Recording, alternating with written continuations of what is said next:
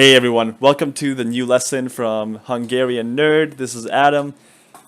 This lesson we're going to be doing a deeper dive into processes. So last video we did kind of like an overview. It was kind of complicated, lots of different new terminologies being thrown at you. I hope you were understanding and following, but if you weren't, then it's okay. We can keep going and maybe if you just keep watching these videos, keep going through them, it might click for you later. And that's okay too. So let's go ahead and dive into why these processes are so important to know and what we can do with them and how it can be part of our everyday job as a sysadmin or a site reliability engineer. And I can't stress enough that knowing processes is very critical to Linux systems. It's critical if you want to become, working with the cloud, as the cloud is all about Linux. If you want to get into cybersecurity or any kind of pen testing, if you want to become a penetration tester with cybersecurity, it's absolutely crucial and critical that you learn about processes, how Linux works, because that's just what will make you a more valuable professional. So we're going to be talking about signals, and signal is something that is sent by the kernel to a process, and that signal will be something about like the state of the process. Maybe it'll notify a child that their parent has died, or some kind of maybe if a process is hung up on something and it's stuck and it can't finish its work, then it might send a signal for that. It might send a signal when a new process is starting or spawning, or it can even be if a signal's done, like if a signal finished, a process like finished its job, then the kernel can send a signal to all of the other processes that are working with that process. It's kind of like signals are how the processes communicate with one another and with the kernel. And it's how the kernel communicates the state of the system, the state of the hardware and processes to other processes, to all the processes. And now if we go under Firefox, we can type in Linux Signal Manual into Google and look through the different signals, because there's quite a few of them, and you don't need to know everything about this. You don't need to memorize it, but what you do need to know is where to look for it and how to figure it out when something comes up and you need to know this stuff. So that's the most important part about this lesson. So here is our signal, and here is the signal ID. Here's the type of action that it is. Like, is it a core action or is it terminal-based action? And then we have what that signal does. So, abort, signal abort aborts the signal. Signal alarm is a timer signal from alarm. Then we have signal bus, which is like a bus error. We have signal child, which is a child stopped or terminated. We have signal kill or sig ill. Where's signal kill? There's a kill in here too somewhere. Yeah, it's right here. So signal kill is a P19990, and this is used to kill the signal. So most of these are signals from one process to another, maybe to the kernel, but signal kill is not a signal to a process. It's a signal to the kernel, because if a process is not responding and you're trying to kill it or close it, then it might not work if you're trying to close it, because if it's not responding to you, then it's not going to respond to you trying to close it. So you might have to go directly to the kernel, the hierarchy, to cut it from its source, like, chop its head off, kind of say, and then from there it's kind of like a way to force closing applications that aren't responding. So it pretty much, ruthlessly murders that process without asking anything, and it just, executes it. But if you don't want to go so intense, then you can just do sig term, which is like a termination signal, and this signal would go straight to the process. So this is pretty much you saying, hey process, could you shut down for me? And if the process is still not responding, then you just execute it ruthlessly without anything, so just chop his head off. There's a note at the bottom here saying the signals sigkill and sigstop cannot be caught, blocked, or ignored. What this means is processes can choose to ignore or to block certain signals that you give it, and that's based on like whatever it's doing or like whatever kind of processes that it's running, what the code is that it's running, and pretty much how it's behaving. And it can go ahead and it completely ignore your commands. So sometimes sigterm, which is termination of a process, and a process, even if it's not hung up, it could just be like, no, I'm not going to listen to you. So then you just have to use sigkill So what does this look like in the command line interface? Well, if we type in kill, this is like the command.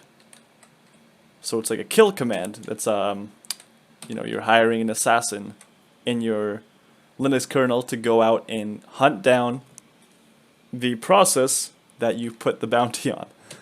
And if you do kill L, it shows you all the different kind of options. So you got all of these options are the ones that you saw on that website. Look familiar? Alright, so that's kind of, if you want to know more information about it, just go back to Google, go to the Linux manual page for signals. Okay, so let's say we want to kill Firefox. We can go ps aux grep Firefox. And now it's showing us all of the things that is Firefox, right? And as you remember from the last couple videos, this one right here is not Firefox. This is the process that was spawned when you typed in this input. So this input, when it spawned, it created this child process. And of course, once this process has done its thing, it will then die. And this process is now orphaned. And it's no longer needed anymore because we're not running this process. So anyways, so the ones we're looking at here, these are our Firefox programs. And now these are the child IDs, which might be other little processes that were spawned by Firefox. But the ID that we're looking for here is this one, because this number is the size of the process in bits, and this number is the process ID. So if I copy this, we can go kill. So with kill, if I were to write kill Firefox, and if I were to hit enter, it would automatically use number 15 here. That's like the default setting for kill, and that is signal terminate. And as you remember, signal terminate is the one that, where is it? It pretty much like sends the signal to the process and not to the kernel. So from there, it's kind of up to the process whether or not it wants to turn off or not. So by default, it's doing kill 15 Firefox. And 15 is implicit, so you don't have to specify that. That's just how it is by default. If you wanted to send a different signal, like signal kill, if it's not responding, then you would type a 9, and then you would type Firefox. And the reason why the default is 15 and not 9 is because 9 is pretty powerful, and use it with caution, because if you do it to the wrong process, then you might crash your whole system. So, that process might not terminate, because sometimes when a signal is not terminating or a process is not terminating with sigterm, it's not because it's stuck, but it's because there are so many other important things that are running on it. And if you were to kill it, then it might completely collapse your whole system, and you don't want that in a production environment. So don't get in the habit of using kill 9 for everything. If it doesn't work with 15, then investigate why it's not working.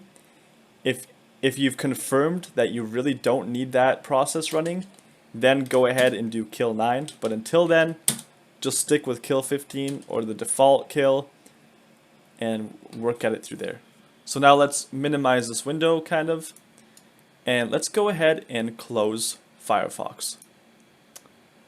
We can do we can go ahead and do kill 9 because I don't think that Firefox is running anything that important. So let's do kill 9, and then we're going to write out the PID, which is 2958 right here. Hit enter. And operation not permitted, but it shut it down anyways, so it's probably saying that operation not permitted, so it defaulted to 15. But if I were to try that next time, then I would probably have to type in sudo kill 9. And you know, if you feel like nuking your whole system right now, you can do something like sudo pkill-u oxymonster, which is, or you replace this with your username, and that will kill every process that's under my username. So if I were to hit enter right now, I would completely destroy my session. So that would be interesting, but I'm not going to do that right now. But if you want to try that out, then that's something for you to experiment with. Have some fun. You're in a virtual machine, so it doesn't matter if you break anything. So we can try a couple things. Man pkill. Man pkill is, you know, we could do pgrep or pkill. Shows us some of the options that we can use with these. I would encourage you to just like kind of skim through it, see what there is. We can do man kill. Again, just skim through it. This one's pretty short. Another the one that we used was man signal, and this shows a lot of those signals. Yeah, here they are. So this is pretty much copy pasted into that Firefox section that we were looking at. You know, it shows us sig ill, and then sig kill, and then sig term. So, and then it shows us all the numbers that are associated with it. So, you know, sig kill is 9, and then sig term is the default at 15. Lots of cool stuff. Just kind of skim over it real quick. You don't need to go deep into it and memorize all of it. Alright, so that's all I wanted to talk about in this lesson, and I hope you found some valuable information. Hope you had some fun, and now you have a couple new commands to play around with. So go around and start murdering all your processes. Start putting some bounties out there. Hire some new cyber assassins to go brutalize your process targets that you're creating, and you know, have some fun. See you in the next lesson.